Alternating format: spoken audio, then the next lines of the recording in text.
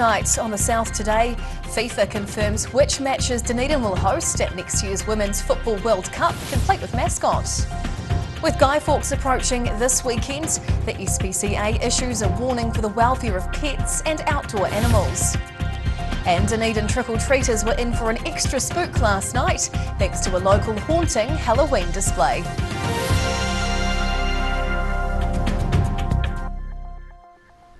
Kia ora, good evening, I'm Hannah Wilkins.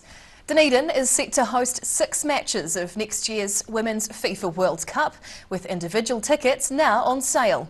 The offer, or the news rather, was confirmed today during an event at the Logan Park Turf, where the tournament's new mascot was also revealed. Keeping up the momentum as Dunedin starts warming up for the Women's FIFA World Cup. Southern United football players practice their skills at the Logan Park Turf, alongside the next generation of soccer players. The event marks the news that individual tickets are now on sale for next year's World Cup, with Dunedin set to stage 6 of the pool games. The global audience of 2 billion people is huge, and so the potential advantage to Dunedin is quite colossal in terms of our tourism industry, but also in terms of the visibility of Dunedin and its ability to sell products overseas.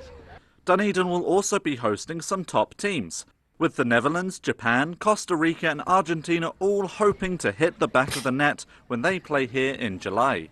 Team bases are still to be confirmed, but CEO of the FIFA tournament, Dave Beach, says it's likely a team will call Dunedin home. With a base camp option, it really means that the local community can engage with the team that's staying there, and they sort of adopt them as a second team, and we can do all the cultural engagement around it. It's a really exciting part of the evolution of the game.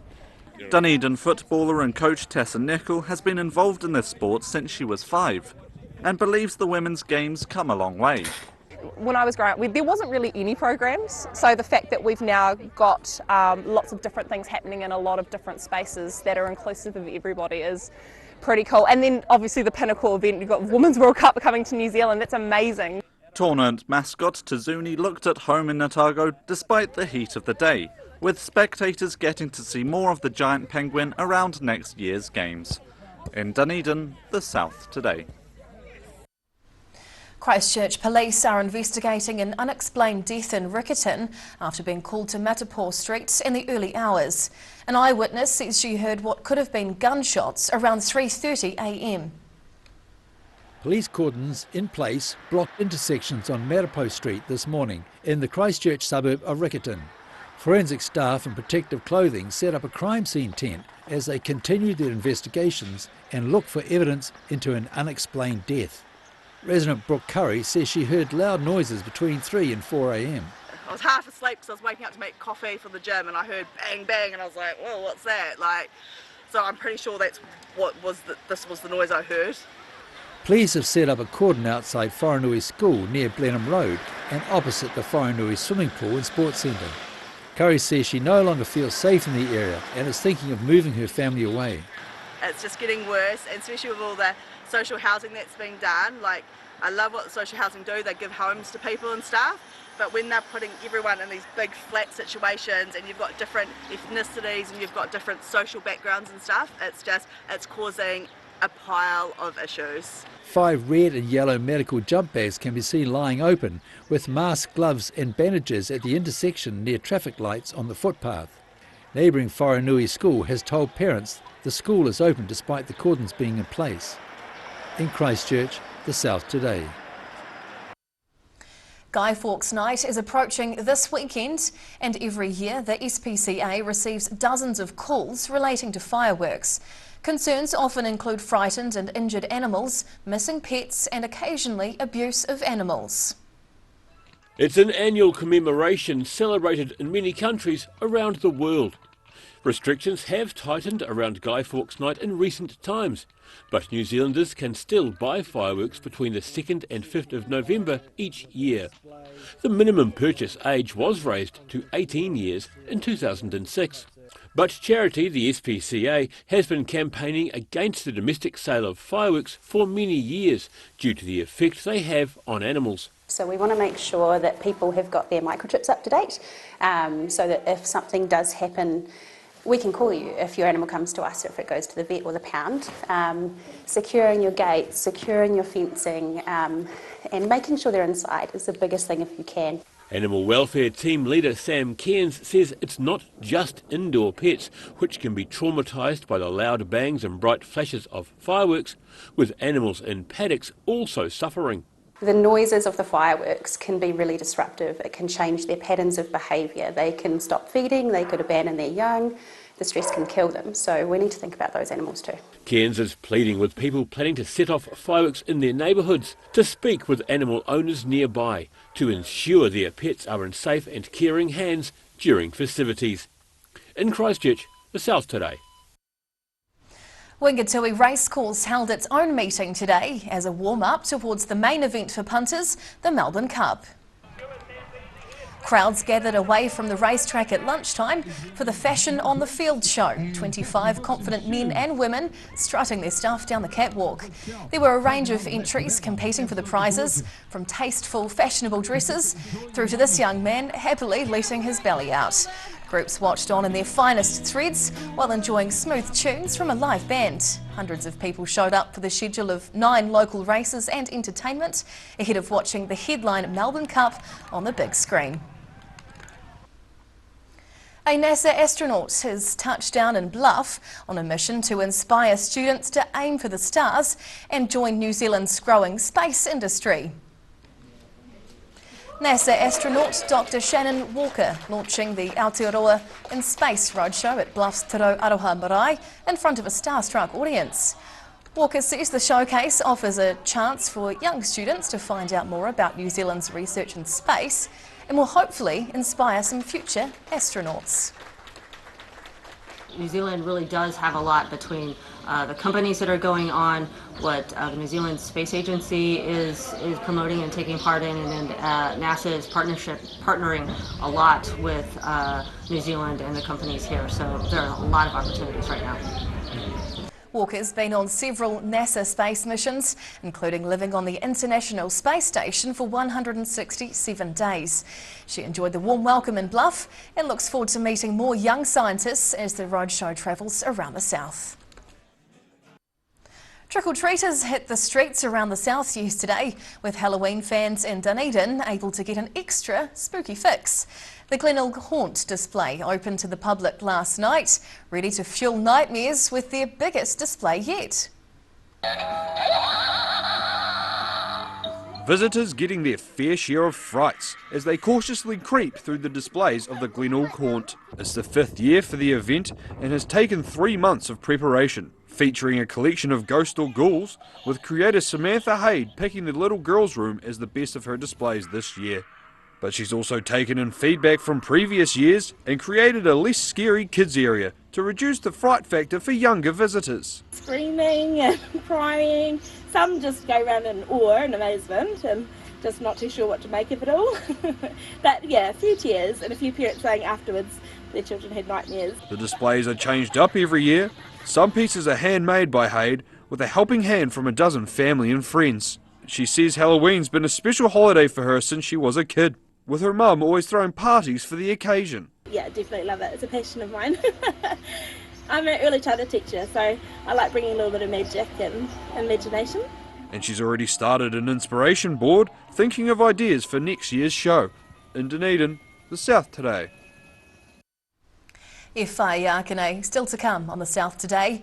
How the grass could be greener over the other side in Clutha thanks to a fresh boost. And the tennis rackets are dusted off in Gore as the summer season gets underway.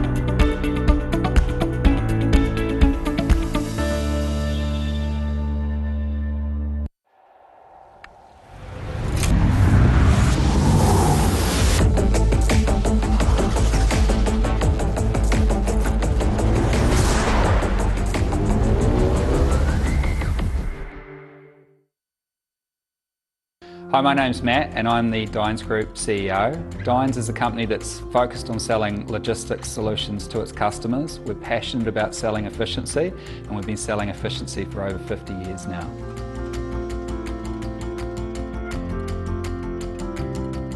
Hi, we're Age Concern Otago.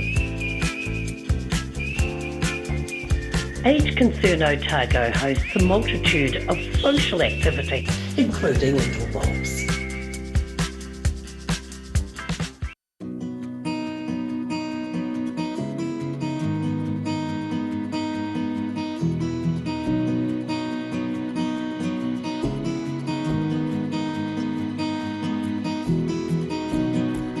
It's My Mate John's Halloween sale.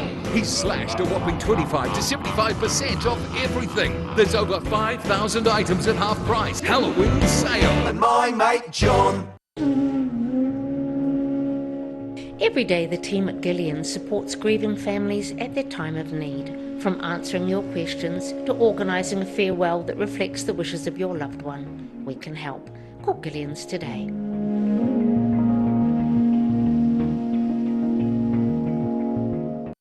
Episodes of Put Some Colour in Your Life are now screening on Channel 39. Take a look at Australian artists and the techniques they use in their studio. Put Some Colour in Your Life, Tuesdays, 7:30.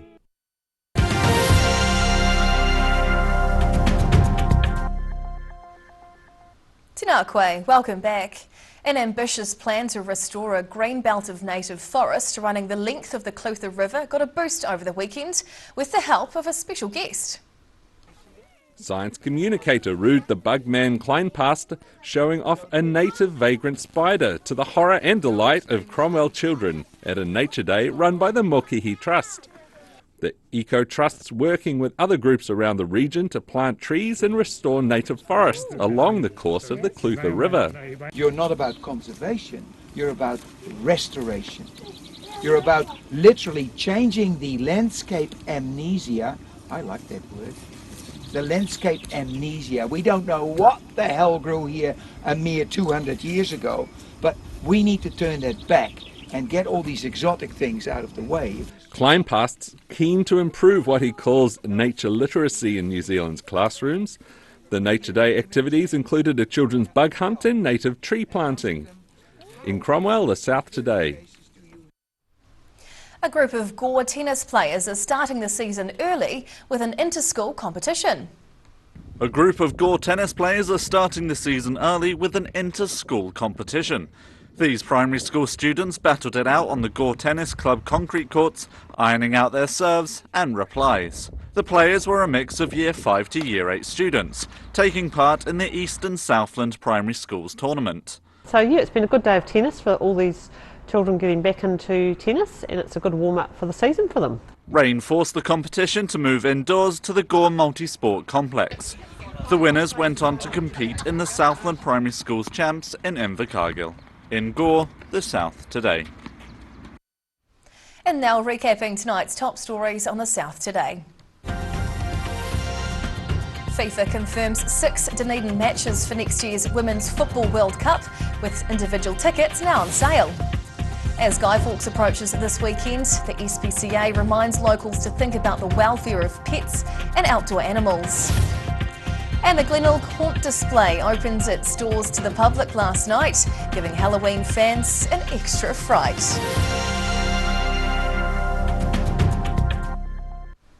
And now we'll look at what's happening in tomorrow's ODT, and we welcome the Deputy Editor, Craig Page. Hello, Craig. Good evening. What can we expect in your paper tomorrow? We've got a copy of the Presbyterian Support Otago's annual report, and it's highlighting again the difficulties they're having in trying to find care workers at the moment. We've already written at length about the issue, a growing problem, but their stats show that staffing levels in the last 12 months have dropped from 682 to 443, so more than 200 staff. Wow, that is significant. Yeah, it is. COVID, just a general shortage of care workers because of the restrictions on bringing people into the country, but also heading to health boards where they're getting paid significantly more. So it is a growing issue, and one that's being shared, I'm sure, around the country at the moment. Yeah. Been out to Wingatui today for all the glitz and glamour out there. Can you tell I've been too? I was going to say, yes. I managed to sidestep those who perhaps were enjoying the day a little too much. Yeah, and of course the fashion in the field as well, which I understand was hosted by an up-and-coming Dunedin celebrity. Thanks. Who looks remarkably like very yourself. High praise. Yes, it Thank is. you.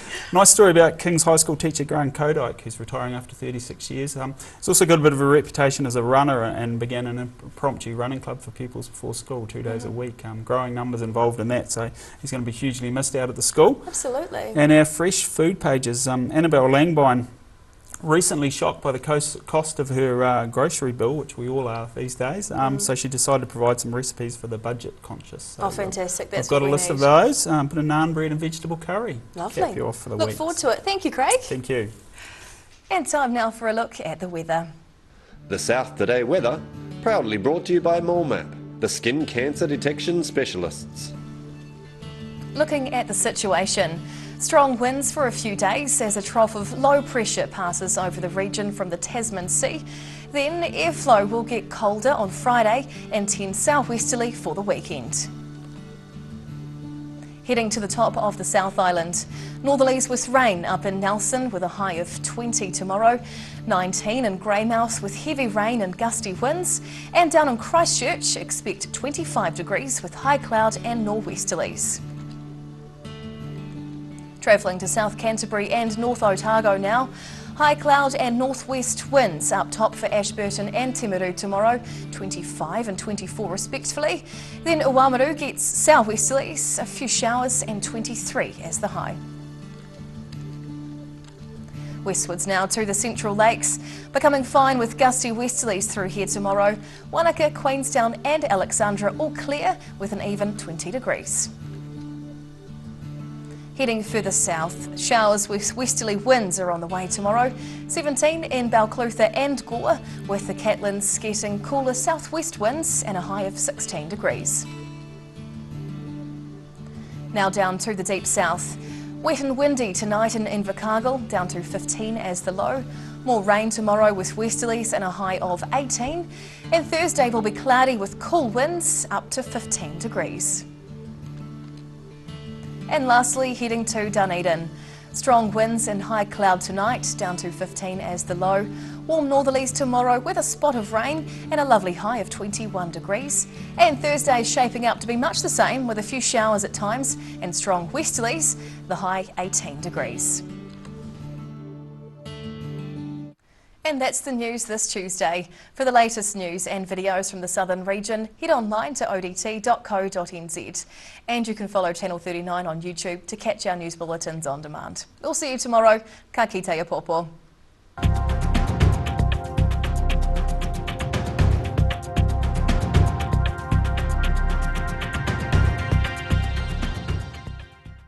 Public interest journalism funded through New Zealand On Air.